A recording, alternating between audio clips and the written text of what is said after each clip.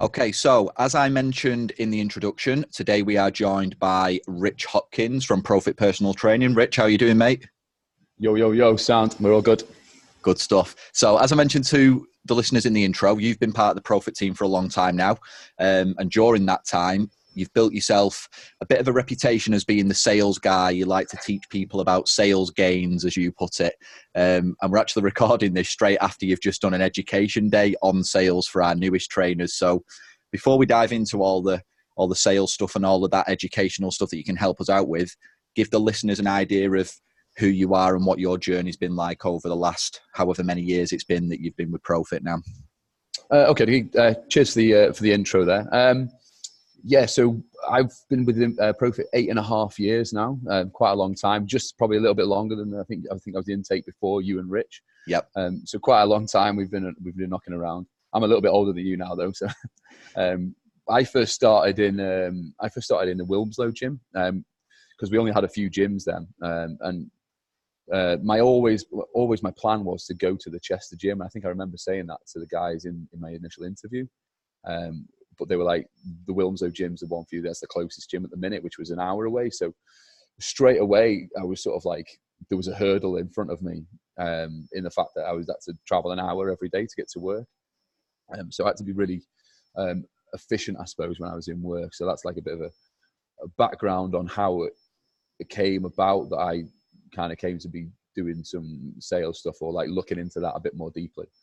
So when I went to Wilmslow, the week one training at that time wasn't as advanced as it is now, and there was sort of the advice in terms of sales was just get out on the gym floor, go get some clients, go speak to as many people as possible, and that was it. And like loads of different stuff has been developed over the years, and it's like obviously miles better now. People have got way more different options and suits more people.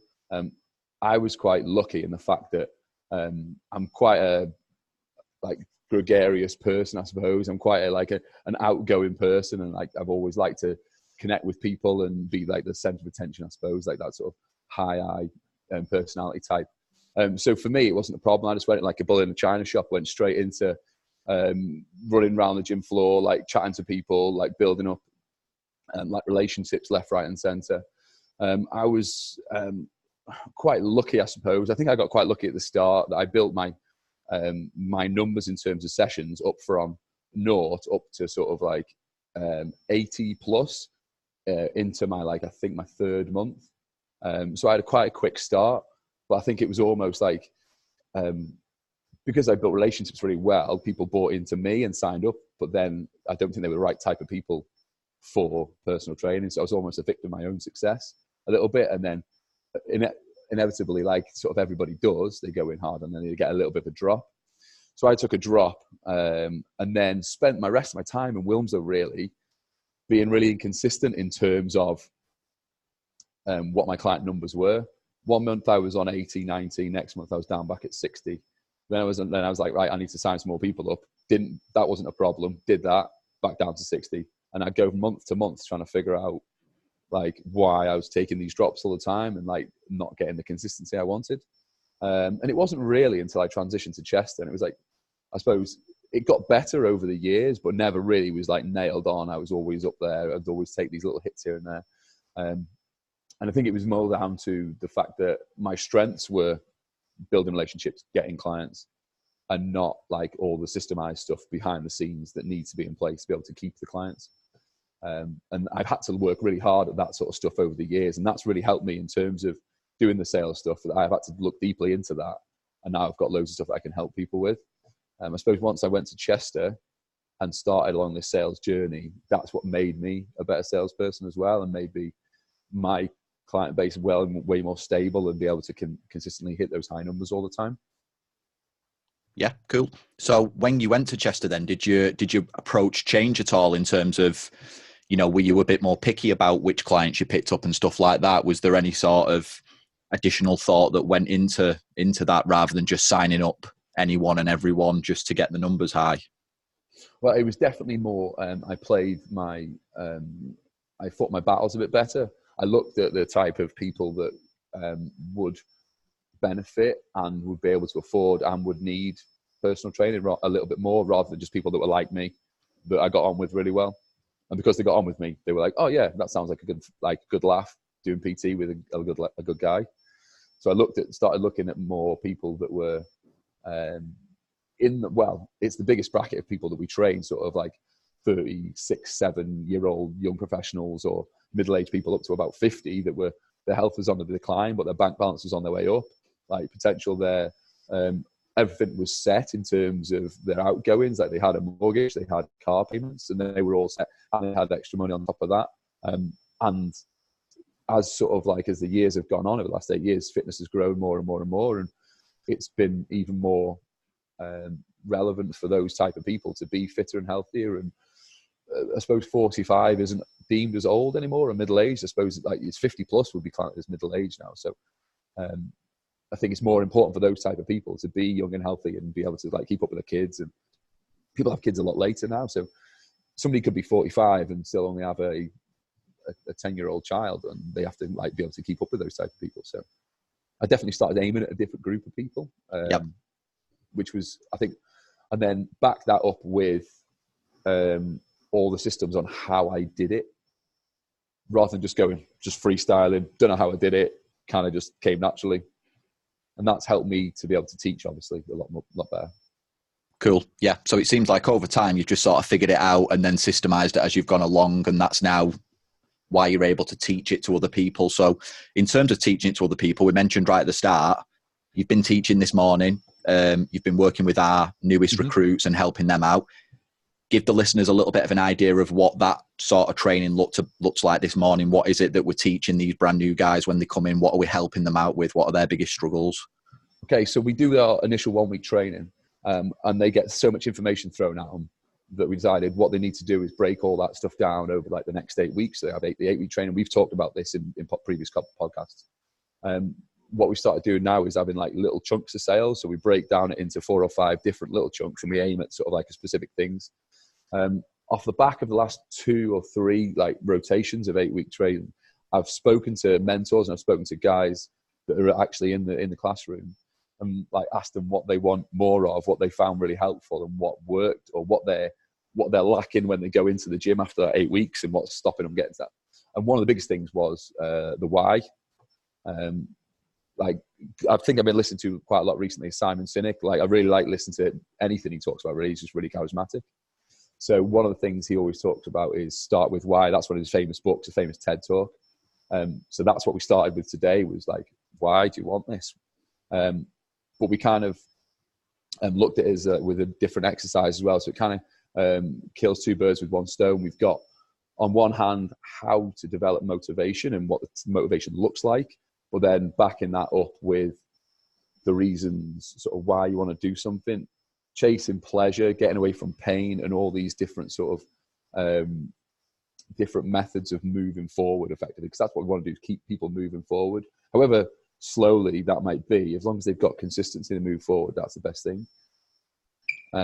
Yeah, because I suppose with the newer guys, although they're motivated to build a business, they're not necessarily motivated to sell, are they? And it's about sort of joining the dots for them a little bit there, in terms of understanding that obviously there is an element of sales, but if you can think about it in relation to your why, it feels a lot less like sales and a lot more like whatever it is you're working towards. Yeah, I mean, initially everyone's why is like, I want 100 sessions because everyone else is doing it. And that sort of like, you unpack that a little bit. It's like, well, I want to have respect of my peers, and that makes me feel like I'm worthy if I have admiration of my peers. So even though it's like, I want 100 sessions, it still breaks down to self-worth, and I want to be happy. And so you can always break stuff down kind of into those little things. One of the things we did today was we started with, what do you want and what do you need? So we based sort of the what do you need stuff on, I don't know if any of you guys that are listening, or obviously you've heard of this, Matt, but Maslow's hierarchy of needs is one of the things I based the what do you need on. So the 2 bottom tiers of Maslow's hierarchy of needs are based on basic needs, like having a roof over your head, food, water, security.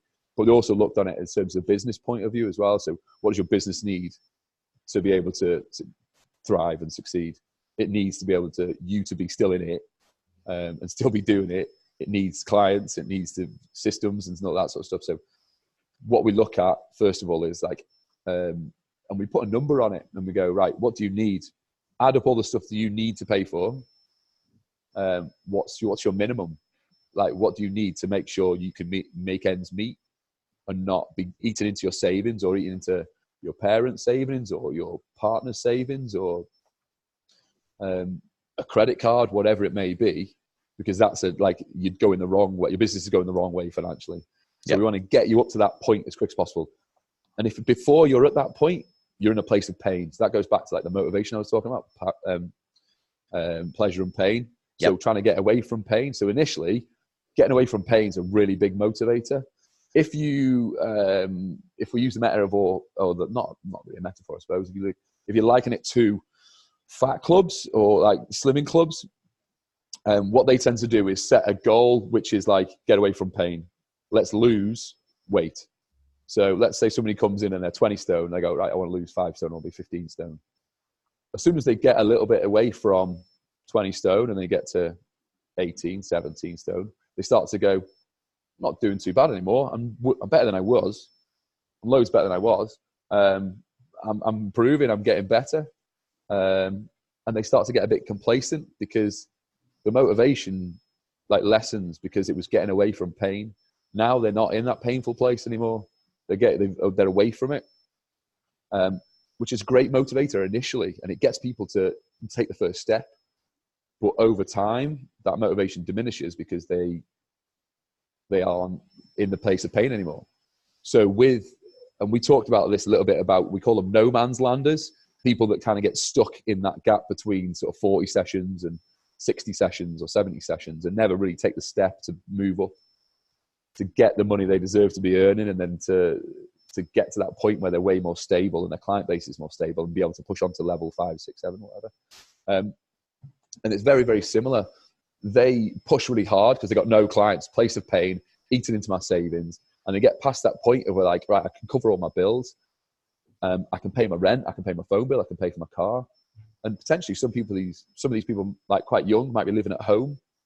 So they might only be paying a small amount to their parents. And like, we've got people that come into profit at like age 21. Like one of my, a couple of my mentees are 20, 21 years old, and they're stuck in this point of sort of like 45 to 60, but like they're earning more money than they've ever earned. But when they're in that little place, it's a comfortable place. So it never really moves their business forward. So they get stuck for ages in this comfortable place. And eventually they start to get complacent and move back towards that place of pain again. Yep. It's exactly the same with slimming clubs. Is they get complacent. They start moving back towards that place of pain. Yeah. And always get away from pain and never seeking pleasure, which is what we're trying to change the motivation towards, seeking pleasure. Personally, I think that's one of the most difficult things we have to do with clients, is changing their motivation from taking that initial motivation of place of pain and go and switching, right, let's go and chase something pleasurable, and let's go and increase your motivation the closer you get to that.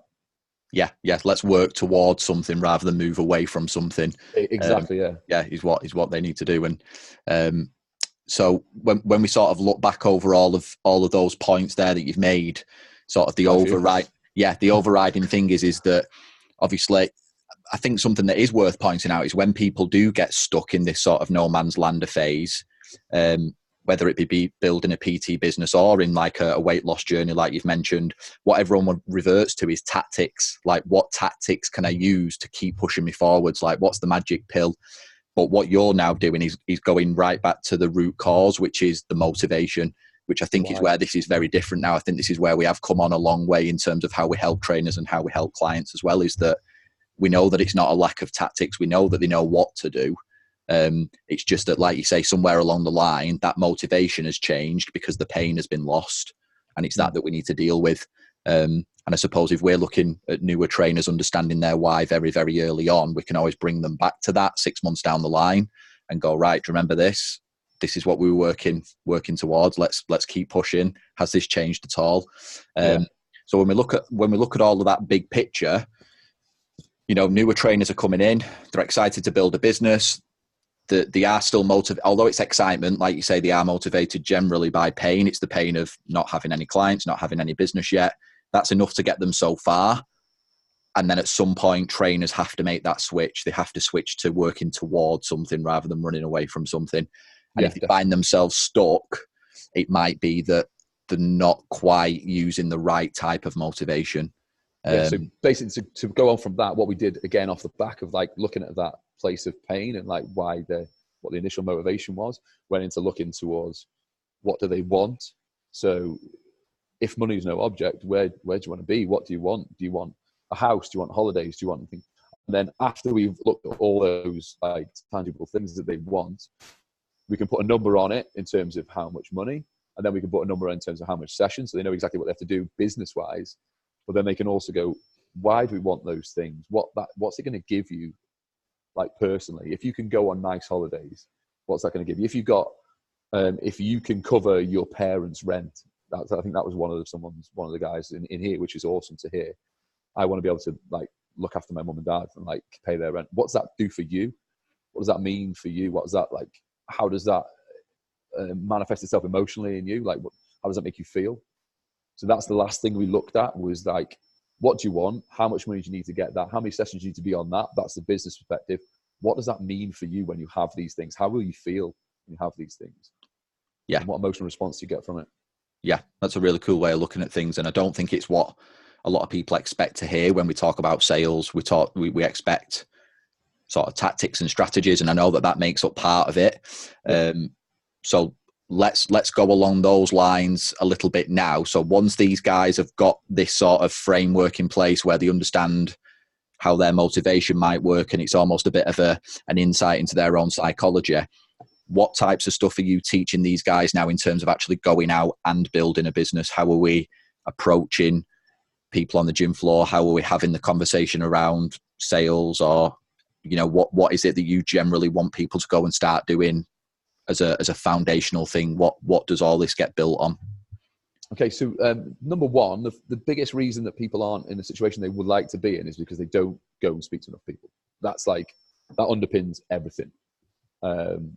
So the reason we do that much work on the why is because going to speak to people, for some people, is painful. So we want the pleasure to outweigh the painfulness of going to speak to someone. Painful situations if you've got no cash, you've got no money, you can't live properly, then that's a painful situation. So that outweighs going to speak to somebody. But then trying to get something pleasurable to outweigh that is quite a difficult task. So we have to work on that quite a lot. So that's why we've spent a lot of time on that section, really, because that's a big section, and getting people to go, I'm chasing this, and it's more important than just being able to speak to people. Now, I mentioned at the start that there was a lot, the thing that we had when we first started. I remember a few names that crop up, like that are still in proof now, like Andy Rimmer, Mike Robbo. A few of those guys came into our like 8-week training, or our week 1 training, and just said, just go out and smash it, lads. Just get on the gym floor and just get cracking. Don't be wet, just go and do it. And I was like, okay, that seems to be what the general consensus is. But like over time, we've developed a load of different ways to be able to go and do that. I've got like, I don't know if I can switch this camera around and show you the board that I've got, like an actual, I can show you my phone. I've got a picture on here actually. So I can do a little picture of exactly what we've been talking about today. So the first thing we did when we came in is we looked at, we got the group to go around and give anything they've done that was successful for them in the first couple of weeks. So by success, I don't mean I've signed a client up. By success, I mean I've developed a good relationship. I've picked a potential good lead. I've got somebody into a consultation. It may be that they've signed up as a client. And we want all those things. And we want to build their confidence as well to start with. So we make success anything that we can change what success is for all these different people based on what they've got. So if it's just like, oh, I just spoke to a few people, wasn't really anything special. It's like, well, that's great. You've built a relationship there. You can speak to them again, and you can utilize that sort of stuff to build more successes and build for consultations, trials, whatever it may be in the future. So we went around the room and everybody gave something that they were successful with. And if I see if I can show you this now, if you can see that on the screen, can you see it? Yes. And it'd be good if you could send us a copy of this across, because what I can do is I can throw this in the show notes. Oh, solid. Right. Okay. So yeah. So we we looked at that first, and everyone came up with something that they can use really well. That was the first step. You have to remind me the question because I've gone off track. This might happen a few times actually because I tend to go off track. Can you start by giving us a couple of those examples? Because obviously people that can't see that, give them an idea of what some of those things on that list were. So what had been working well for these newer guys in these first few weeks? Okay, so a guy called Lamar, really good guy. He seems to have had a really, really good start. So he came up with like 2 or 3 things straight away, which was really good. One of his was we do these 2-week trials. I think we've talked about the 2-week trial previously and like how good they are and how the conversion rate is. So he's basically been flyering, and he just went, oh yeah, I've just been flyering 2-week trial. So what we've done is gone, right, okay, let's unpack it a little bit. Let's go back to the beginning. What have you done that means you've got these people on a trial rather than just going up to them going, do you want this trial? Because that's not the way it's happened. Yeah. And to the outside world, it might sound like that, and that sound like that would work. But what we've got a 2-week trial, flyer in, but building relationships and then thinking of them and thinking this offer would be good for them because they've spoke to me about a certain thing. And I know this offer will fulfill that, will provide a solution to that thing that they spoke to me about. Yep. So he's made 2 or 3 contacts with these people first. He's gone, said good morning and smiled at somebody for the first contact potentially. And then the second contact, he's had a little chat with them and then like developed a bit of general rapport and just like had a chat about their kids or whatever it is, their hobbies or something. And then the third time, potentially, he's gone back and gone, oh, do you know what? We've got this, something we were talking about the other day where you were asking me a few questions about how to like get rid of your belly or whatever it may be, or like improve my 10K time, whatever the goal was that they may have been talking about. He's gone, I was thinking about you the other day. We've got this offer on at the minute which is 4 sessions for 28 quid. Great offer, by the way. Take it up if you're listening. And then he's gone, this would be really good for you. The client's then gone, oh, this person was actually thinking of me, like personally, when he saw this offer. That makes, and then they've come back, remember the conversation, remember that they talked about, it builds trust, and they've gone, this is going to be really helpful for you. It's going to provide solutions to the problems that we were speaking about. Yep. That like builds massive rapport and massive trust in that person. So it's not just, oh yeah, I just ditched out 2-week trial flyers. It's not, he's done like loads more work than he's realized, and we had to make sure we like unpack that a little bit. One of the other ones we've got on here was something called a young guy called Mike. So and we call it, I'd coined it giraffe theory. Well, I didn't coin it. One of our trainers in Chester, Kate, coined it giraffe theory, which she's utilized from working in the bar industry, which is quite cool, which she's brought that over. It's being aware of your surroundings in the gym, being aware of when new people are in the gym and like recognizing that they are a new person, that they might look a little bit lost, recognize if somebody's struggling with a certain machine, recognize if somebody's doing a stretch. And this isn't like, this could be happening whenever you're on the gym floor. It could be that when you're with a client, but you notice like during the rest period, you're like somebody in the background over there to your left or in your peripherals might be struggling a little bit. So when you finish with your client for that session, you could go straight up to them and go, I noticed you were struggling a bit. Can I give you a hand? Can I give you a little tip?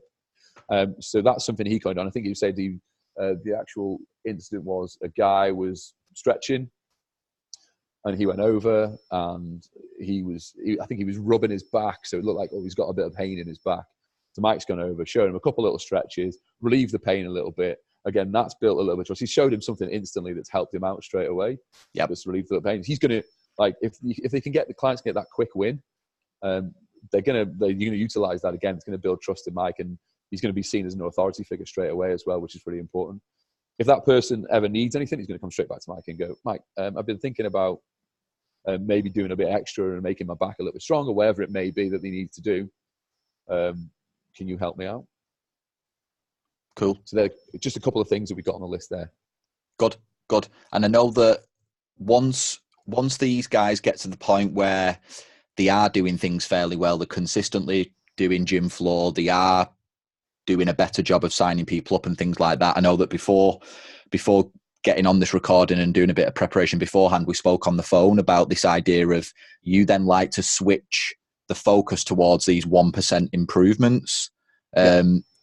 talk to us a little bit about what you mean by that. What does these 1% improvements mean? What do they look like to trainers? Because we will have listeners that are in this category now where they've got a bit of traction within their business. They're generating leads, they're signing people up, they're doing a good job. So they might be the types of people that need to be implementing this stuff. Yeah, so we base the thing I'm doing next week is like a business development day for these no man's landers, again, if we call them. I don't like to coin them all and put them all in one bot and say no man's landers, but it's like a nice, easy term to use. And the thing we're going to focus on is, like, they're probably doing a lot of stuff really well, but they might be missing out on a few little key things that are going to take their business like 1% up. I think is it David Brailsford that's from the director of the British cycling team coined the term the aggregation of marginal gains, something like that. Something like that. And it's like we take every little piece of the puzzle and we make it 1% better, and that adds up to loads of 1%. So I've looked at all the different, basically the sales process and also after sales as well, so client care, and looked at all the different facets of that, and then tried to build 1% improvement on all those different aspects. So if I could I'll run you through a list of the stuff that I've got, the individual things, and then I could give you a couple of examples of how we would improve those different things across the board. The examples would be brilliant because that'll give people a really clear idea of what that looks like straight away. Yeah, so we've got 1, 2, 3, 4, 5, 6, 7 different sections, really. That's 5, 7. Okay, so I can't count. Up to 7. So lead gen is the first one. Like, obviously, if you're not generating any leads, you're not going to get any clients. So it's dead simple to start with. Lead gen, that's the first step on the list. Lead gen. Then we've got rapport build. So if we've generated leads, we want to make sure we build a relationship with those people, get them to know, like, and love you. Reduce consultation cancellation. So this tends to be a thing that tends to happen. People get a little bit scared, or they might get a little bit stressed out with the situation when they're with you, they're like excited, and then they leave and they get a bit of what buyer's remorse, it's called, isn't it? Even if they've not bought anything, they're committed to something, to get buyer's remorse. And they get a little bit worried, maybe speak to a friend and they go, oh, what are you doing that for? That sounds a bit scary. So they get a bit worried. So we've got some stuff that we can do that's going to be able to reduce the amount of cancellations we get there. I'll come through that in a minute. The consultation, so basically the consultation as a whole, and there's some extra things we can do during the consultation that we can improve and like make sure it just works really well and we hit all the right areas. Handling objections at the end, and how we can get people to, rather than seeing it as a me versus you, it's more of a, right, let's solve this problem together. I know that you want my help, but obviously we have to make sure it works for both parties. Yep. So let's solve the problem together rather than it be going, well, think about your health, you should do this, you should do this, and like making it combative. Let's solve the problem together. I think that point alone there that you just mentioned, Rich, is absolute gold dust, because there'll be people listening to this now that feel like it's a battle at the end of a consultation. Yeah. And just that little mindset switch there of let's work on it together to find the solution that works for us both is a completely different way of looking at it, rather than two people standing firm and going, you should do this, you should do that. Yeah, this is what you should do. And the other person going, no, I can't do that. And just that back and forth. Yeah, so it's like you shouldn't be worried about trying to solve a problem together, because like in my mind, when a client's doing a consultation, they're already a client. They're obviously not. I call them clients, but they're not. I call members clients. I don't call members anymore. I call them clients. They're just not my client yet. So you get to that point, and it's just like, right, I know you want my help. Well, you wouldn't be sat here. So let's figure out how we can do it that's going to benefit me and you, and it's not going to ruin you financially, and it's going to make sure that it's profitable for my business. Yeah. Because longevity is key for my business and for their results. So we need that. What we got, sign-ups and bailers. So pretty much every person that's listening to this podcast, I know every person in Profit has had somebody that's sat with you, again, buyer's remorse, and gone, this all sounds awesome. They're dead pumped when they're with you, and they go like, I want 17 sessions a week, sign me up.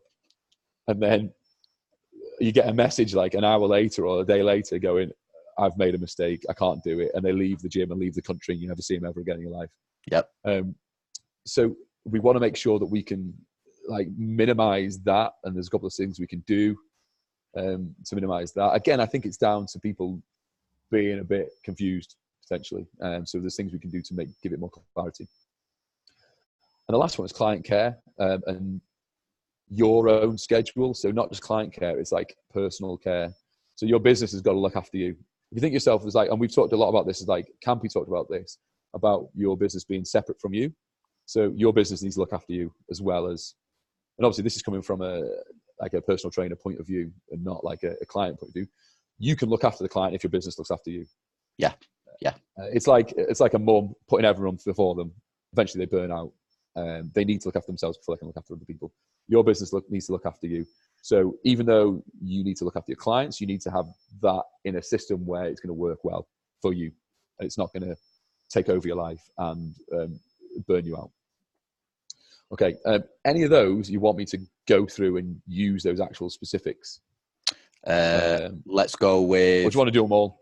If I reckon if you pick out 2 or 3 that you think are particularly, because you can obviously see the list, I can't. So if there's 2 or 3 on there that you think are particularly awesome or a little bit different than what people might expect, okay, let's go from them, regardless of which part they relate to.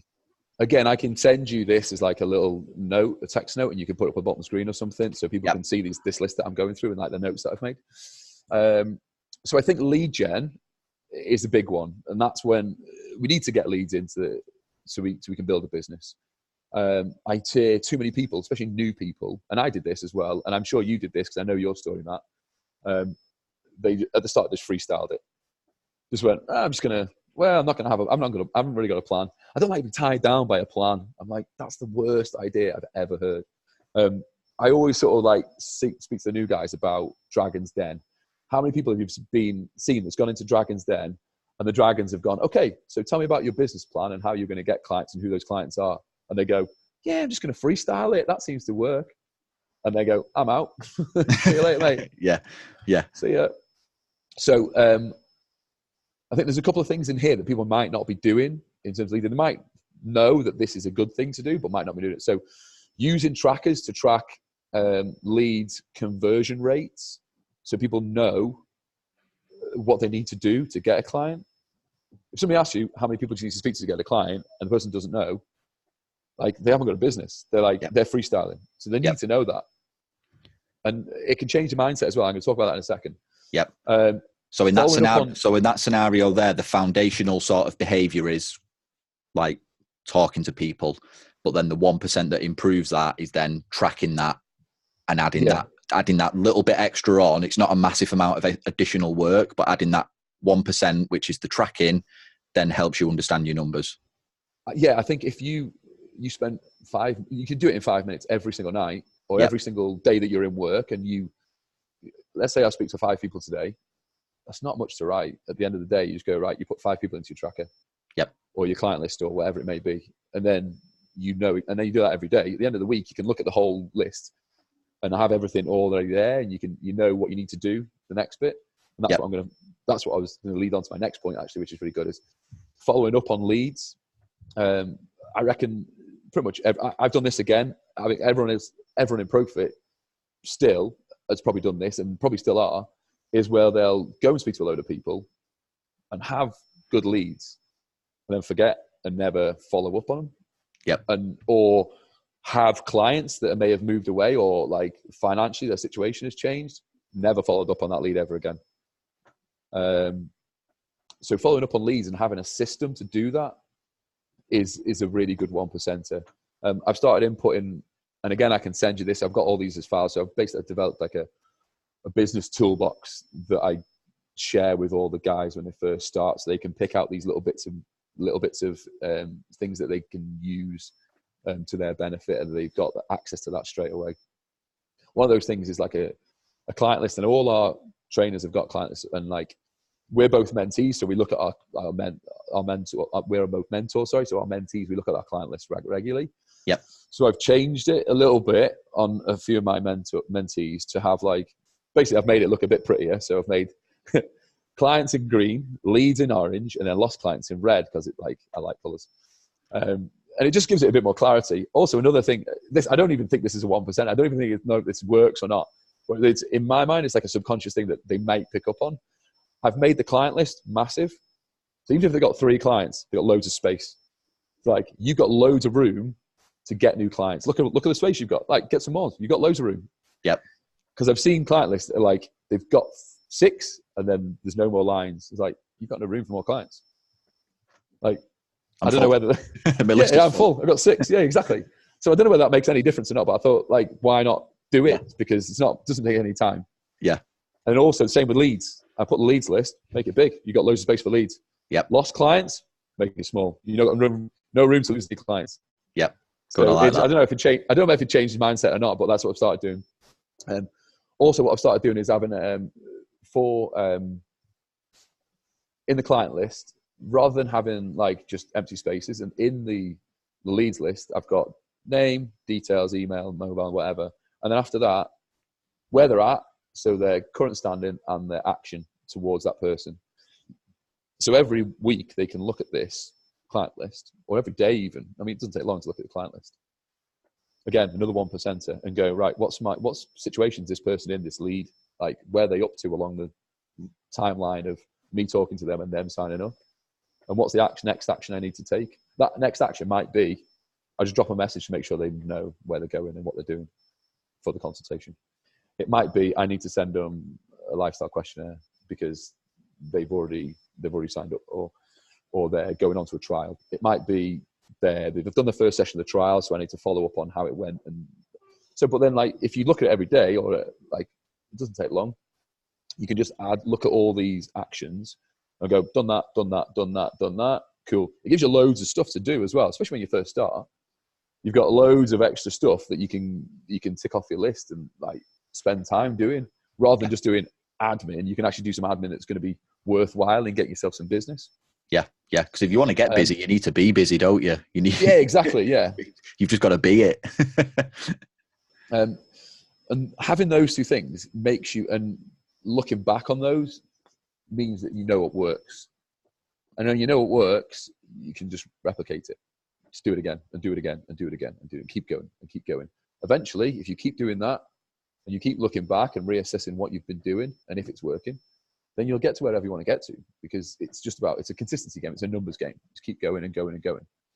And then you add in having a plan and scheduling right and aiming at the right type of people, and then you can increase your sign up rate a lot quicker. One thing I want to go back to, sorry to cut you off there. One thing I want to go back to, sorry, I keep talking, is I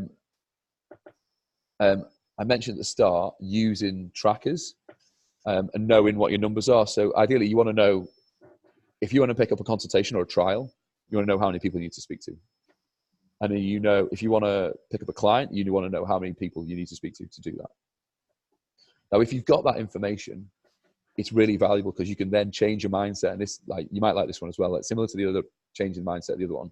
Rather than going, like, I need to speak to 10 people to get a client, and you get into 9 and getting 9 rejections, and then you've given up because you're like, oh, fuck, I'm just getting rejected again and again and again and again. I'm a shit PT. I don't know what I'm doing. I'm going to go and eat 6 Toblerones, I don't know, and put myself in a shit position and in that negative loop. So if you know you need 10, you can go, using the system I've got, I'm going to try and find 10 people or 9 people to say no. So you aim for something, aim for 9 people to say no to you. And you probably won't find 9. If you follow the systems that we've outlined, you follow you use those extra 1%ers, and then you try and find 9 people, you probably won't be able to do it. And that's a really different way of looking at it and going, I'm going to try and find 9. And then every time you take a step and somebody says no, you're one closer. And it builds your motivation. I mean, one closer, and one closer, and one closer. On average, if you know your numbers, that'll even out. And you can only do that if you know your numbers to start with. Yeah. So it's something that people need to just stay on top of and track. So that tracking system then is a great example of adding a 1%er to the lead generation side of your business. Mm-hmm. One of the ones that I do think would be useful for people is anything relating to the cancelling on consultations, and then potentially the ones that get buyer's remorse. So the ones that sort of say yes and then don't do it. So maybe if you give us an example from each of those, that'd be perfect. Okay, so in terms of reducing client cancellations, sometimes, and it's both works on the same principle. They both get buyer's remorse. It's just one person potentially puts out some money, and one person doesn't. They just put out like a promise. So reducing consult cancellations, first of all, is they need to have, again, another system that they can go, I know what I'm doing here, here, here, here. And I can look at something and tick all those things off the list. And if they haven't got a system and they're just freestyling it, they don't know what works or doesn't work. If they've got a system, they can look if it works or not. If they keep getting cancellations, they're using a system, then they need to change the system potentially. Yep. Okay. And then they can look at the bits that don't work. So what I tend to do in terms of reducing client cancellations is people tend to not turn up to things that they're unsure of. If it's hard work, like people don't want to do hard work. Like it's not, as humans, we're not geared to do hard stuff. Our bodies like to find the easiest route to do things. So when somebody comes up to you and says, I think this would be a really good idea for you, how about we sit down together, talk through it, go through a few options. What do you think? And they go, yeah, it sounds great. And then, okay, I'll see you in a week on Wednesday. And then they go, okay.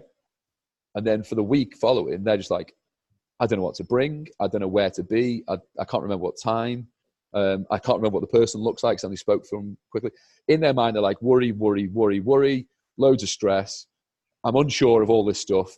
It's easier for me. And I'm going to save face and not look stupid by just binning it off. Yeah, yeah. And when people are uncertain, they're naturally going to make poorer decisions, aren't they? They're just going to go for the easy option. Yeah. So what we want to do is get rid of uncertainty so people can make informed decisions on whether it's for them or not. One of the easiest ways you can do this is when they, as you're telling them about the consultation, you tell them what you're going to do. So you pre-frame what you're going to do. And you also pre-frame at the start that you're going to try and flog them something at the end, which means it takes the pressure off you, it takes the pressure off them, because they probably know in the back of their minds, if I sit down with this guy, he's probably going to try and sell me something at the end. But if you tell them at the start, like, and then we'll go through some options, they go, oh, so we are going to look at some options. That's fine. Like, so it takes the pressure away from that final bit where you go, right, now I'm going to ask you for some money. Yeah. Yeah. Because you've already told them you're going to do it and they've agreed. And you use that reasonable guy tone. I don't know if we've touched on reasonable guy tones and tonality and stuff like that, really. That's probably a topic for another podcast, I think. Yeah. But use that reasonable guy tone and you say, sound good? And they agree. They go, yeah, sounds ace. And then they've agreed. They've agreed for you, because you've pre-framed it. You told them what you're going to do. They've agreed to go through some questions. They've agreed for you to show them some options at the end, and they were happy with it. So they've got no comeback on that, and you're free to go, right, I can show them some options. There's no pressure. They're expecting it. So that's number one, putting people at ease. Number two, I have a message or a contact system, and it also helps in terms of building rapport. So if you, I normally use the 4-day rule. So if it's 4 days or less, there's 2 points of contact between them, you speaking to them and them agreeing, and them turning up for the consultation. So it might be, so let's say on a Monday, you speak to somebody, you speak to John, and John's gone, this all sounds ace, Rich. I'll come and sit down. You go, okay, great, John. We're going to do, like I mentioned before, we'll have a sit down. We'll go through some of your targets that you've got, some of the problems that you're having, and then we'll talk through those, tell you a bit about myself, and then we can look at some options at the end. Sound good? He agrees, and then you'd want to send a message straight away. So I always say, I'm going to send you a message straight away with all the details. So it takes the, and I would do it as I'm stood next to the person.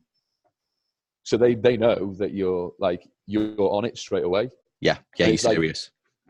Yeah, you're serious. You're like, right, I'm going to make sure you know everything. And people are like, oh, well, isn't it a bit weird? No. You've just told them you're going to do it. Just do it straight away. Yeah. Like if it only takes 2 minutes to do it, just do it instantly. Even if they can see you, because they know, oh, bloody hell, he's done it. That's cool. He's not taking any time. So I do that straight away. That's instantly straight after you speak to them. You confirm all details, what they need to bring, where they need to be, what time it is, what day it is, what they need to wear. And then again, a couple of things that you're going to go through. Dead easy message. And then you might want to actually drop in, and this is like one of the little extra 1%ers. You might want to drop into that some stuff you've talked about in that conversation, some of the general rapport stuff as well. Yep. Another little rapport nudge that builds a little bit more trust to prove to the client that you were speaking to them, that you were listening, sorry. Yep. So let's say when you first started speaking to them, you started speaking and they like dogs. And like John said that he's got 2 dogs, but one of his dogs, Rufus, is going to the vets this weekend. So you can drop in to your message. This is all the details, blah, blah, blah, blah. This is all you need to know. Hope Rufus is okay at the vets. Yeah. Something so simple, but he's like, oh, he remembered the name of my dog. He remembered that he was going to the vet, and he's inputted that into the conversation. And like, you probably get a reply back, which you can reply to. Yeah. So even if it's the first time you've spoken to John, which it probably won't be, it might be the second or third time, you've got 2 more bits of contact and rapport build straight away. And yes, it's by a text message, which isn't ideal, but it's better than nothing. Absolutely. If we fast forward to, let's say he's in on the Thursday, which is day 4. Let's fast forward to Wednesday. You want to confirm that John still remembers. People forget stuff. Generally, people just forget stuff because they're busy. Yep. So the day before you go, right, John, you're going to send him another message. Just confirm you're okay for tomorrow. Blah, blah, blah, blah, blah. This is, again, reconfirm all the stuff you need to bring. How did Rufus get on at the vets? So again, you're going back to what you said at the start. How did he get on? So he knows all the information. Doesn't even reply to the information, but it will reply to how Rufus got on. Again, Another point of contact, another trust build, another bit of rapport build. And you'll probably get a reply back and you'll be like, that's great. Glad to hear everything's okay. Another bit of rapport build. You're showing that you care about him. And generally, you do care about him. You want him to do well. You want him to improve. Yep. And then he turns up. So that's like, it's only 2 points of contact, but you might have like initially, but they might get a return message, which you can have a bit of a conversation about. And then he turns up because he likes you. He's put at ease, because people sometimes think, was it a fluke that I like this person the first time round? And they worry, am I going to have anything to speak about the next time round? But then because you've built this conversation as you've gone across the week, then you've instantly got something to speak about. And it's no harm in just doing a bit of research as well. If he's talked about lacrosse and you know nothing about lacrosse, just have a little look at the rules of lacrosse. So when you go back in and go, do you know what, John, look at the rules of lacrosse, looks great. Fancy myself as a bit of a wing back. I don't know if that's a position or not. I don't know anything about lacrosse. But it's good. It's something to talk about. Puts you at ease. Yeah. Puts them at ease. Makes the whole consultation nice and chilled. Again, if it's over the 4-day, if it's 5-day, I'll probably drop a message in the middle, and I'd go 3 messages. 5 days are over. And then obviously if it's like 2 weeks away, you obviously want to increase that and just stay in contact. Yeah. But I'd say use the 4-day rule. So 4 days are under, 2 contacts, 1 straight after, 1 day before. 5 days are over. So 3 points of contact, 1 straight after, 1 in the middle, 1 day before, and then you'll be flying. And I think even in what you've just mentioned there, Rich, I think what people should be aiming for is this 4 days or less, because something I've learned over the years is that, you know, even if the consultation is as short as a week away, that massively increases the chances of that person just going cold on the idea. Because when they're with you talking about what it is they want and how you can help them, they naturally do get a little bit excited in the moment and they are a little bit more bought in. And then when they walk away and life happens, they don't just forget about you. They forget about all the stuff they talked about in terms of, you know, why were we even booking that consultation anyway? Why did we decide that we were going to sit down? I can't even remember that. What was it that I was excited about? So I think where you can, getting these people in as soon as possible just massively increases your chances of converting them into a paying client. Definitely. It's getting that balance right, isn't it? I know that a couple of days in between gives you these extra contact points, but similarly, the sooner the better in terms of I mean, a text message or a call or something is like an interim. It's like if you can do it face to face, so if it's only 3 days and you can just, or if it's like the day after, you just send one message and the next contact point is your face, that's better. Yeah, definitely. So that's better than like further away. like you say, people get excited when they're with you because you can build their excitement, you can lead them, and you can go, I'm genuinely excited to work with this person. They sound like a cool person. They've got loads of like life experience and loads of knowledge. They just need a helping hand and a push in the right direction. You can get excited. You can build their excitement too. As soon as they leave you, their excitement just goes and just drops and goes down and down and down. And having regular contacts with people reminds them that what the initial conversation was about and how excited they were and the feelings they got when they spoke about where they could go. Yeah, yeah. And I think in this day and age as well, it's even easier to just do little things like you've mentioned about your text message. I mean, it wouldn't be that much more difficult to just record a quick video of yourself, would it? Just saying, oh, yeah, exactly. Hi, John. Can't wait for our consultation on Thursday. Great to meet you today. Like you say, mention the dog, blah, blah, blah. But again, it's just that little extra thing on top of that. And this is the whole idea of 1%, isn't it? It's that, you know, I think that's a 2% amount. If I was going to make that 1% even better, what would I do? Yeah, exactly. I think it's great to challenge yourself with these things, you know, once you get into your stride. Hold on, I'm going to write that one down. That's a really good one. No, carry on, go on. So we've talked about a 1%. 1% is in relation to lead gen. We've done it in relation to people not showing up. What about the buyer's remorse version when someone's committed to signing up, they seem excited, but then it comes to session one and they don't show up, or they've told you before session one that they're not going to turn up? Okay, cool. Right. Something we all do at Profit is contracts. Now, these aren't contracts to screw people over, to like buy them into a year's worth of like membership or like terms, and like we chase them through the courts. It even says in our contracts that it's not binding. You don't have to stay. You can leave whenever you want.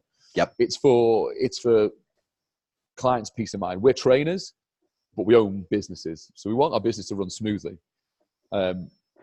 So, and again, it's about that. If you want people to take you seriously, you have to act seriously. If you get to the end of a consult and go, yeah, that sounds great. I'll see you in a week. And then that's it. They're like, well, it's a bit slapdash at the end. Everything else seemed really good. But then is he taking it seriously? Is he taking it seriously as I am? So having like a load of systems at the end of your contract, at the end of your consultant, and how to close it up is even better. So one of the things I've got down here is assertiveness is key. A lot of people think if you get a contract out and get people to sign it and you get through it, that they're going to go, oh, hold on, contract, I'm not going to do it anymore. But in actual fact, what will happen is if somebody does actually do that, which nobody has, and when I've done it, by the way, do you even want that client? Because they're not going to adhere to all those things that you want to input to make your business run smoothly. You got to forget that we are like having clients is extra work, and we have to be accountants and PR department and like marketing department for everything. Especially for one man band, like when you first start out or you're level 4 with the type of people we're talking about, you don't have the funds to be able to go and employ all these people to do this for you.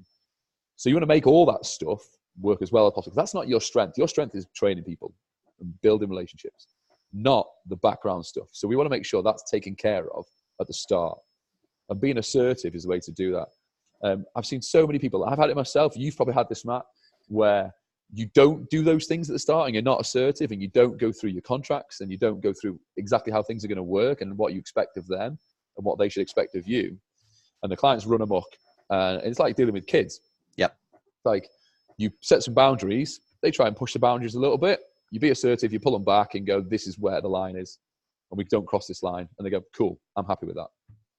And because you've been assertive, you've not let them cross the line, let them run amok, and then all of a sudden explode and go, what the fuck are you doing? You've reined them in, but not by being like pissed off, by just going, look, this is how we work.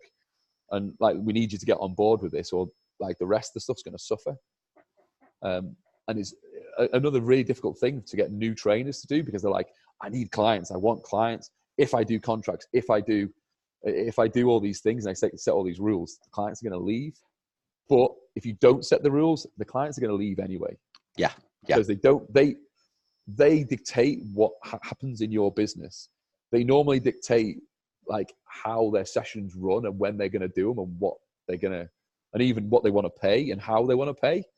And so because they dictate those things and they're not the expert, they don't get the results they want. So they leave. Yeah. So it's a big waste of your time. So being assertive at the start, even though it seems like it's like, I'm going to screw myself over to start with, gives you such better like much better performing business in the long run. And I think by having these things up front, this assertiveness and these like contracts / policies, whatever you want to call it, we used to call them success policies. That's how we used to put them across to people. I think what it does is that I call them rules and regs. Regs. Yeah. In a similar circumstance to the person that misses their consultation because they're a bit uncertain, people, even once they sign up for training, still have some elements of uncertainty. Yeah, exactly. So we go through all of that within that process. We talk to them about how it's going to work when they go on holiday, what's going to happen if they need to reschedule a session. You know, we set expectations, we set standards very early on. So they probably leave that last bit of the consultation walking away feeling like, I've got a really, really clear understanding now of what to expect from this process and from this experience. Because they get that, they can then get excited about the experience. They're like, yes, I know what's happening. I feel like I have direction back with where I'm heading, and I've got more control of myself and the direction I'm going to head in. Yeah.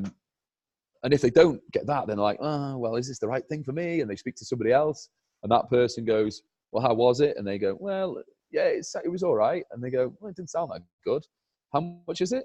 300 quid a month? And they go, well, my hairdresser's son does PT. And it's only like 10 a session. So go and do that. Yeah. And that tends to happen. Yeah. So I think it's important as well. Go on. You go.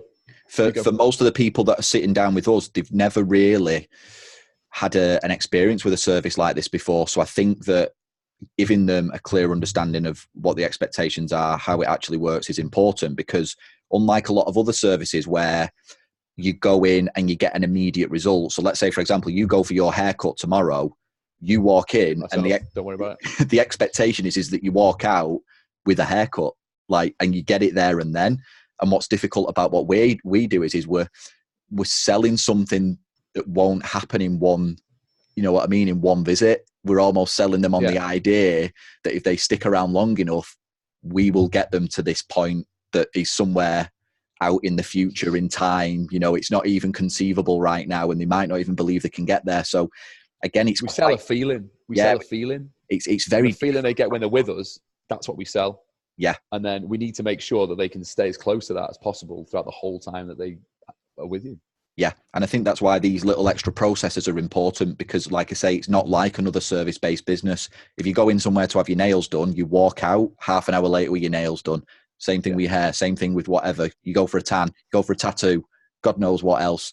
Our service is different, and we've got to set these things up front to just set the expectation, look, like this is going to take some time.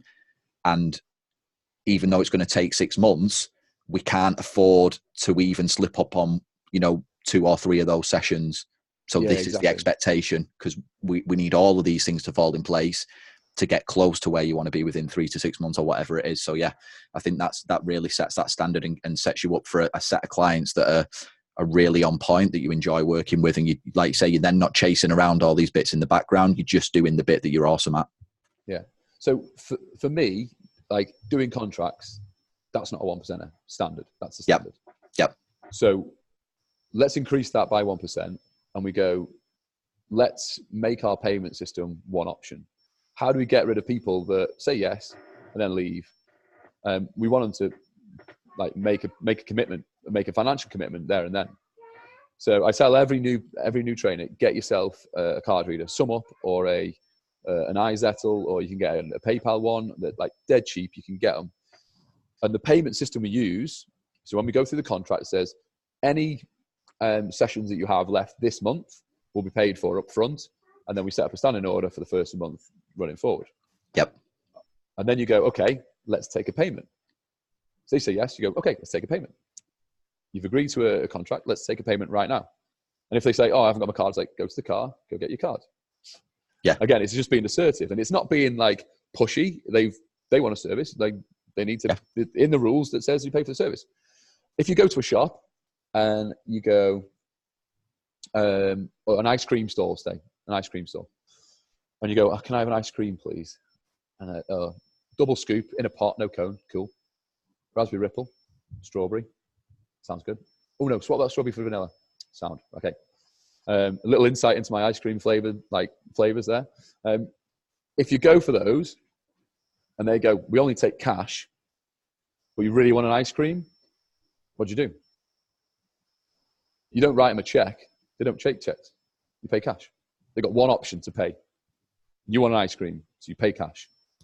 And it might be that you have to go find a cash machine to do it. Yeah. But they don't take card. But if you don't, you can't just go, how about I set up a payment plan and then I'll pay you 50p for the next 4 weeks? How does that sound? They go, no, we'll keep our ice cream. Cheers. Yeah. Sell it to someone else. It's just one option. It's one Yeah. option. Like you make the payment. That's it. If you want the ice cream, you make the payment.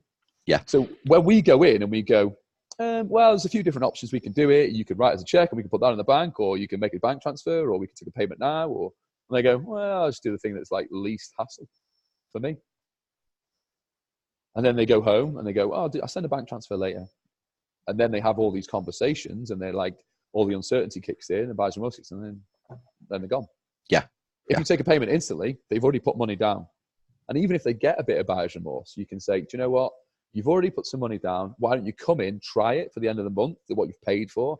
If you don't like it and you're not, and you don't like the systems and everything that's working, I will give you all your money back.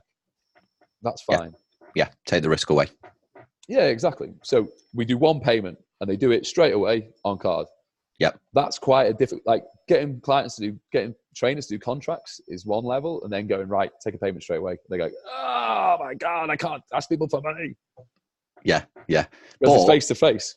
You know, we all go to shops and you know, when we sign a phone contract, they want a payment there and then for you to walk away with your phone. The same if you go and get a car. You know, the same if you buy a gym membership, they want a joining fee there and then. You know, so it's just normal. It is normal life these days. So, you know, people sort of should expect to have to do that there and then if they want to. Yeah, and it's not a big hassle. No, most people like cash payments have gone way down now over the last 10 years. Like card payments have overtaken cash payments. So like everyone carries cards from whenever. I pay for stuff with cards all the time. Most places you can take card machines, and now you can get these sort of like phone connected little mini payments. Like even the ice cream store will have a card payment now. Yeah. In the middle of nowhere. So there's no reason why you shouldn't get one. They cost 20 quid, but you put out one, and like it's a one-off payment, 20 quid, and they charge you 2% for that first payment, and then they're standing in order, so you don't have to pay it ever again. Yeah, but it gives you that guarantee. Exactly. Let's dive into, because I've got a few sort of, they're meant to be quick fire questions, but they will require you to give us a decent bit of an answer, but they'll shoot off in a few different directions. So before we go into that, you like, because I've got a couple of things that we talked about some stuff that like level 4 or potentially even level 5 trainers that want to try and change up their business and re-recruit again because they want to change the model. Yep. To go into more of that group stuff. I've got a couple of things there if you want me to touch on those first, or do you want me to say them to later? Yeah, do that. So to give people a bit of context, what I was asking Rich about the other days is this idea now that a lot of our trainers recently have been learning about sort of semi-private models, small group training. We mentioned it in episode number 2 with Rich Malpass on the Profit podcast. We've been doing a lot more training on it within our own education system. And the question I was posing to Rich on the phone the other day is how do these trainers that are already busy get themselves another 10 clients to actually double people up or put people in 3s or 4s? How do they go about doing that? What different things can they do? So Rich, take it away. So first of all, a lot of trainers that are in that position probably aren't going to like this, but I'm going to put the cats amongst the pigeons. I'm going to say, go back to day one. That worked. You got to this point because you did that. Now, obviously, your business is different, and I don't know whether it is you need to swallow your pride, or because you've not done it for a while, and it might seem a bit contrived if you start doing it now. Yeah. But you could just tell people, I've got space to fill with clients. Like, so I'm trying to recruit some new ones. Like, people aren't stupid; they know that's the process that happens. If you want to get a client, you speak to people. You could literally tell people that. Like, I'm just trying to find some new clients, so I'm speaking to a load of new people. They're like, oh, can I be a client? That literally might happen, honestly. Yeah. And the honesty is the best policy with that. So go back to day one.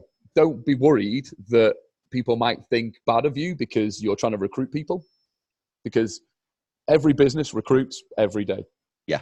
Yeah. Like across the world. And if they didn't, they'd all die. So you need to do it. And that's basically in the gym. Just do what you're doing before. Obviously, we've spoken about referrals and how we can get referrals. You've done a lot of stuff on referrals as well. And there's stuff that's gone up on our Profit PT Life page about referrals as well. So I'm not going to touch on that really. Yep.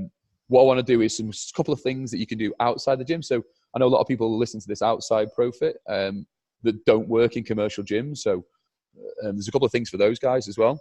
So one of the things we do well at Chester is outreach. So the sales manager at Chester is really good at creating links with local businesses and developing corporate memberships. So we always like have a meet with them at the start of the month.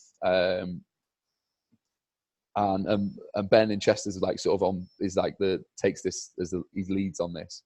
He goes and finds out what they're doing that month. If they are going out to a company, so like companies we've been to is like Chester Zoo, Chester Hospital, we've been to MBNA, I think, and like down to the university. We've been to where was another one? Iceland in D-side. There's massive like industrial park like close to Chester. So it's like we're in quite a good area to be able to do that. But everyone's got like businesses that they can use. So the gym's gone, why don't you guys come along? And we've done some health check stuff, body fat measures, whatever it may be, something to speak to people, BMI checks, handed out a load of 2-week trial flyers. And off the back of that, we've got a load of people coming to join the gym. So the gym wins. We've got a load of people coming to come into consultations or do week trials with us. So we win. And then they get like a corporate rate for the gym. So the client wins as well. So it's like a win. It's like a triple win across the board. Yep. That's really good. And even better than that is like if you organize your own outreach with some of your clients' companies, and then you bring your gym along, you bring Total Fitness along with you or wherever you are, and go, we've organized this. Do you want to come along and try and flog some memberships? And that like builds a really good like trust with the sales team in your gym as well. And then obviously you can get referrals from that side of things. Yep. Again, we've touched on the sales team in the gyms and stuff.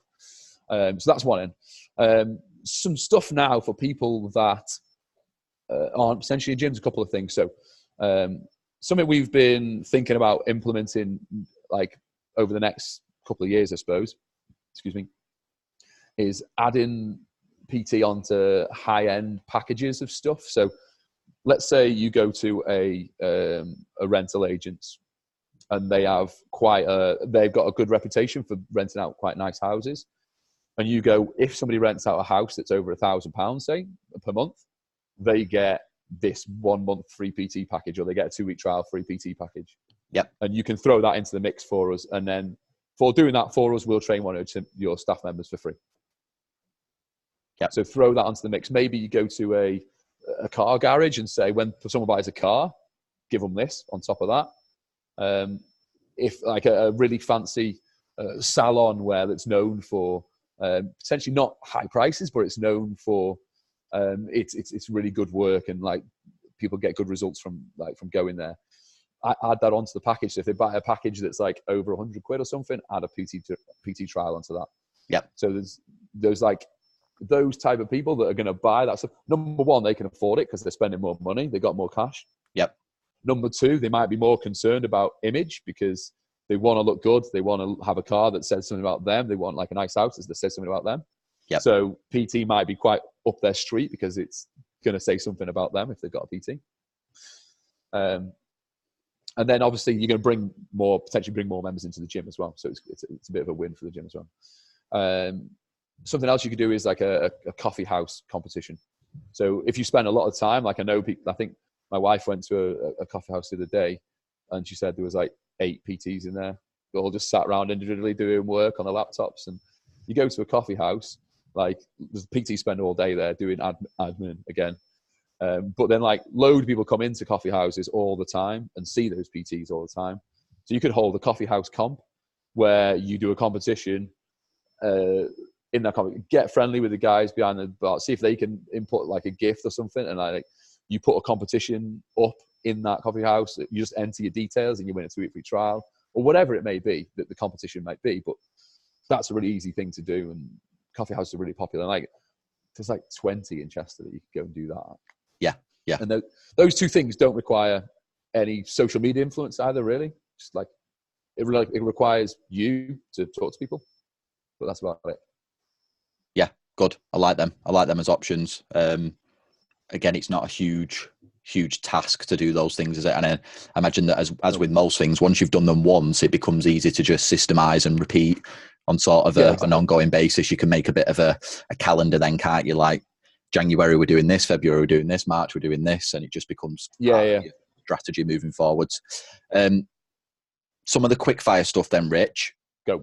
If you were sort of starting again now from zero, what do you reckon would be like your top 2 or 3 go-to gym floor activities that you would do to go and like meet as many people as possible, drum up relationships? Like what do you think your go-to things would be? The things I liked doing quite a lot. One of them, like I just like went out and spoke to people. That was the thing I was told to do, so I just did that. Yep. Because I was like, I don't really know what I'm doing, and then they told me to do that, so I'm just going to do that, which is beneficial, I suppose, that I was in that position at the start. But I found it easy to do that. So it wasn't a task for me to do that. I quite enjoyed doing it. But I enjoy speaking to people and learning about them. And so I know a lot of people do find that difficult.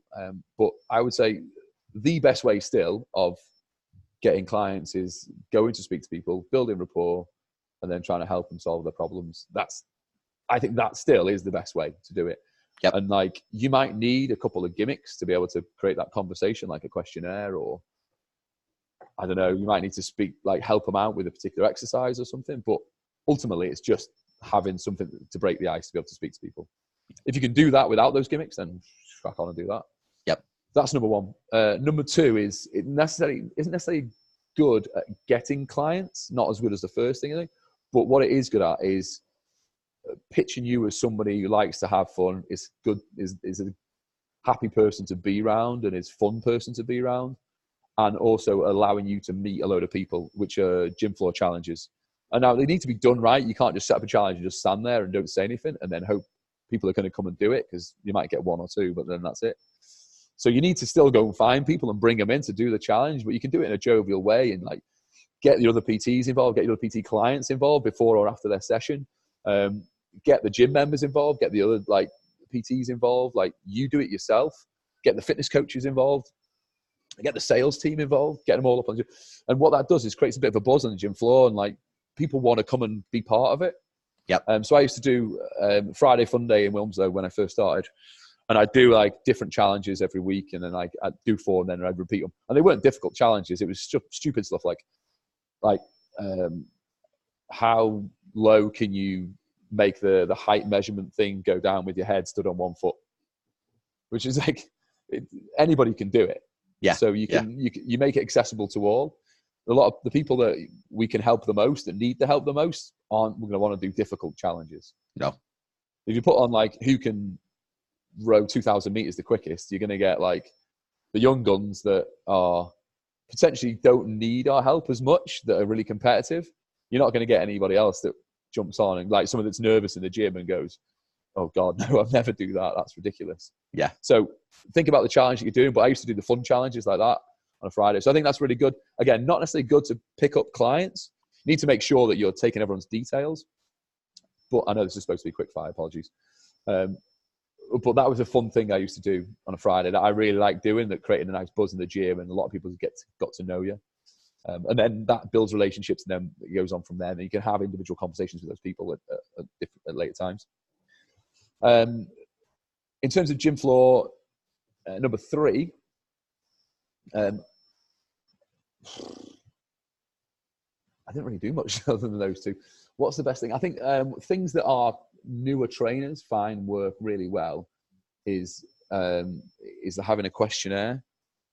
So having a questionnaire, or I suppose clinics as well. So like there's loads of different clinics you do: body fat clinics, posture clinics, like stretch clinics, something like that. But what they do is they position you as an authority figure straight away. So it gives you it puts you as an expert straight away. So people can go, oh, he's an expert, I can ask questions. And when people start asking questions, you can delve a little bit deeper, answer a few questions, then you can go, right, do you know what? Let's have a little proper sit down and talk about this and go through some stuff. So clinics and those questionnaires allow you to pitch yourself as the expert. Yeah. And it's like a bit of a crutch to get people in as well, because you're offering them something rather than just going to start a random chat. And I think they're great for newer trainers as well, because when you come in as a brand new trainer, and I remember when I started, I mean, I'd been to university, so I had a good education, but you still come in feeling like you don't know anything. You know, I'm the newest, I know the least, like all these guys are nailing it, they know what they're doing. But the minute you start talking to someone in a questionnaire format or in a body fat clinic or in a stretch clinic, you suddenly realize like how little people actually know. Like, exactly. You show them like a quad stretch and they're like, oh, that's the best thing I've ever seen. What? He's like, I was doing that like when I was 5 playing football. So it's amazing what, you don't know what they don't know. And these are great positions to put yourself in and go, right, okay, we don't actually need to be teaching people really fancy things. The smaller things will blow the mind, especially if they can do them straight away. So in a similar vein to that first question, Rich, what would your advice be to any brand new level 3 PTs starting in the industry now? Like, and I suppose if we put a bit of a sales slant on it, because that's what you're here for, but not necessarily in terms of like gym floor tactics, but what would your advice be to these newer guys in terms of approaching sales, or maybe the mindset around it when they first start? I think having your trackers and all your backup systems in place early on makes your life way easier. Yep. Because you know what works, and you can do all those things I spoke about earlier, change your mindset on like getting rejected and stuff like that. So having your trackers in place early, treating your business as a separate entity to you, that if you make any money, it's not your money until it is your money. It's like it's your business money, which takes away the stress of using too much cash and then not being able to pay for stuff that your business needs to pay for potentially. So treating your business from the start as like, that's my business there. This is me over here. My business does personal training and this is me. So when I own my business, I do personal training and it's separate. And I think that's a really difficult thing for people to get around to start, but clients really like that. They like that structure of how you do it because they know like he's taking it seriously. This guy means business. Like he's not just doing it as a hobby and it's like a thing they do on the weekend. Like he's in it for the long haul. He's got systems in place and it's working properly. Yeah. And so that'll stand out to your clients because they probably have that in their own businesses and their own work. You know, the type of clients they're going to be using, they're going to be working with, in this service is people that are doing fairly well for themselves. So they've got to have this stuff in place themselves, so they'll recognize it straight away. It builds confidence in your ability in a client's perspective. Like, well, if he's got all this stuff in place, then he's going to have like a decent longevity. So if I sign up with this guy, he's not going to be disappeared in 3 months because he can't afford to pay the rent or whatever. He's got like some longevity because he's doing it right the way. Yeah. So that was number 2. What was the question again? What would your advice be to a brand new three level things 3 PT? Things advice. We've got 2 main rules when a new trainer starts in Chester, and these 2 rules are going to be the last thing. Rule number 1: don't be a dick. If you're a dick, people will treat you like a dick, and you're not going to get very far. There's only so far you can go by yourself being a dick, so don't be a dick. Number 2, take your job seriously. Don't take yourself too seriously. Be able to have a laugh, have fun, but then when you need to, then you can switch it on and take your job seriously. Yeah, they're the two main ones that we say to every new recruit. Is those 2 first rules. Don't be a dick. Take your job seriously. Don't take yourself seriously. Good. I like them. And I left the most important question till last, Rich. Who is your favorite go-getter? Right. So it's between 2. I've really got a soft spot for Zuli because she's like badass and she does all the flying. But I think Kyan tops it for me by miles. Oh, you stole mine. Mine was Kyan. Mr. Kyan all the way. So it's like Fars and Lars sit back and just go, I'm going to think about this logically and like we're going to plan it and stuff. And Kyan's like, should I just do a backflip into it and then see what happens? Kyan's like, that's watching my mentality. He's like, yeah, exactly. Kyan's just like, let's just front flip into it, see what happens, and then we can figure it out from there. So for the 99% of you that have got no clue what we're talking about right now, we were talking about when we were sort of trying to arrange this interview. We were trying to do it around our kids, And we were talking about, oh no, if we do it at that time, all you'll be able to hear is Go Jetters in the background and the kids screaming, blah blah blah. So yeah, it was a bit of a quiet joke between the two of us. Before we go, Rich, tell the listeners a little bit about the Adventure Club, because that is also another area that we've not really had time to go into today. Plug. Okay. Well, it's another thing that you're known for. You know, you're Mr. Sales, but then you're also Mr. Adventure Club that takes people on amazing experiences, does big events and organises them all, and just quietly gets on with it. People probably really have no understanding of how big a deal that actually is to do that for people and be the person that is the organizer. So give the listeners and that a little bit of an idea of what you're doing with that, where you're going with it, and give it any sort of plug you want to give it. Okay, cool. What tends to happen with the Adventure Club is at the minute, because it's quite small, it's just me doing it, and I've got like obviously a lot of other commitments as well, and another little one on the way. So getting a bit of trying to fit everything in is quite difficult. Most of the people that are in the Adventure Club or apart tend to be in the local area. We tend to do stuff in the local area around sort of Peak District, Snowdonia, like Cheshire Way, like Lake District's probably a little bit too far away, but every now and again we go up there a couple of times a year sort of thing.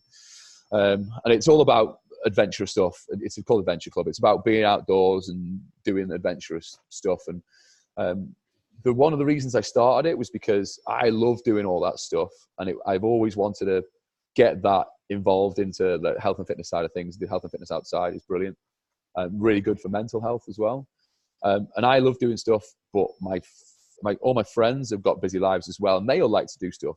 We're trying to organise all your mates in one go to try and get a weekend where you can go and do something like that is so difficult. So I thought, do you know what? I'm going to go and do it anyway, and I'm going to tell everybody about it. And then if they want to come and do it, great. If they don't, fine. I'm going to do it anyway. Yep. And that's how it started. And then as a couple of people started doing more stuff, I was like, right, I'm going to start this Adventure Club where people come subscribe, so they can pay a nominal fee, which is it's tiny really, and they can come along and do a walk every month with me, because I'm going to do a mountain walk every month, and then I'm going to put loads of other stuff in. So, for example, the stuff we do monthly would be I've got a mountain walk, so I've got a sunset walk up Snowdon on the 15th of September, if anyone wants to come to that. I would do indoor climbing every month in a local climbing centre close to me. We go to do a pub quiz every month, and we've won 5 out of 8 of the months that we've done, which is cool. That's awesome. 250 quid in the kitty. And then we do, I've done some mountain biking in a local course, like throughout the summer when the course is open. And then also some night walks as well. So like when it gets obviously a bit darker, we go out at night and we do head torch walks and like in the dark and stuff, which has been a new experience to some people. Yep. Which has been brilliant. And then obviously we do some big trips like 3 Peaks challenges, national 3 Peaks challenges, ski trip every year. So there's loads of different stuff. Profit Adventure Club on Facebook, to go and have a look at that, or PF Adventure Club on Instagram, and there's all the stuff on there, and you can see everything and have a look at all the fun stuff. And if you want to get involved, drop me a message, come along. It's like free to anyone, so come and get involved and go from there. It's all good. Yeah, that's class. Get yourself involved in that if you're an outdoorsy person and you want to be surrounded by a group of like-minded people that do that all the time. Rich is your go-to guy. Rich, this has been a blast. It's been really, really good. We've covered a lot of ground there. Before we finish off, is there any sort of final thoughts or any little sign off you want to leave people with? If not, that's fine. I'll throw it your way. I don't know. I've covered so much stuff. I've forgotten half the stuff I've said. I think that one of the things we do at Profit with a lot of the new trainers and like consistently throughout our careers is we look at our values and I say, are we in line with our values with everything we do? Now, my biggest value for me is fun, having a laugh, and like allowing the people around me to have fun. And hopefully the people that have watched this or listen to this can have a bit of fun as well and like have a laugh. And I try to instill fun into everything I do, teaching, Adventure Club, sales stuff, training my clients, being a dad, being a good mate. So all the stuff is like, it's about fun for me. And it's not like I don't take stuff seriously. It means I want to have fun at every opportunity. So I would say the finish is find your biggest value and try and live your life based on that biggest value and how it looks. That's awesome, mate. Really good stuff. Cool. Been an absolute pleasure having you here, Rich. I'm sure we'll have you on again at some point, because we could have gone loads of different directions with this today. Yeah. And it'd be interesting to get an update on like the Profit Adventure Club stuff as well in the future. Cool. So yeah, just a big thank you for coming along, mate. I really appreciate your time. No worries, Matt. Cheers, buddy.